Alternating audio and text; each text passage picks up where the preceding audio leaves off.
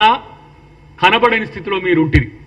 అన్నిటికంటే ముఖ్యంగా వీళ్ళు ఒక మంచి పని జరిగిన వెంటనే పోలోమని బయటకు వస్తున్నారు బీజేపీ బీఆర్ఎస్ నాయకులు. ఎందుకంటే వీళ్ళు క్రెడిబిలిటీ అనేది లేని నాయకులు కాబట్టి. ఇలా మనోడు మాట్లాడుతున్న కేటీఆర్ ఇలా రేవంత్ రెడ్డి గారు వచ్చిన తర్వాతనే మొత్తం ఆర్థిక పరిస్థితి అంతా కుంటుపడ్డదన్నట్టుగా మాట్లాడుతున్నాడు. నేను చెప్తున్నా కేటీఆర్, నీకు తెలుసో నువ్వు మరి ఏం చదువుకున్నావు నాకు ఇంకా తెలియదు. నేనైతే కామర్స్లో డాక్టరేట్ ఉంది నాకు.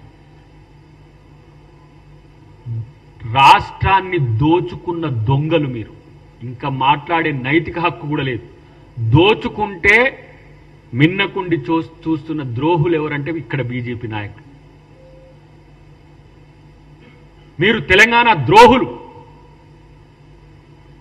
తెలంగాణ పేరు మీద పార్టీ పెట్టి ఆ రోజు ఉద్యమకారులందరినీ హైజాక్ చేసి, ఉద్యోగ సంఘాలన్నింటినీ హైజాక్ చేసి తను ఉద్యమం చేస్తున్నట్టుగా నటించి తన రాజకీయ ప్రక్రియకు ఉద్యమాన్ని వాడుకొని ఉద్యమం పేరుతో నేను ఉద్యమ పార్టీ అని నమ్మబలికి ఈరోజు అధికారంలోకి రావడానికి ఉద్యమాన్నే వాడుకొని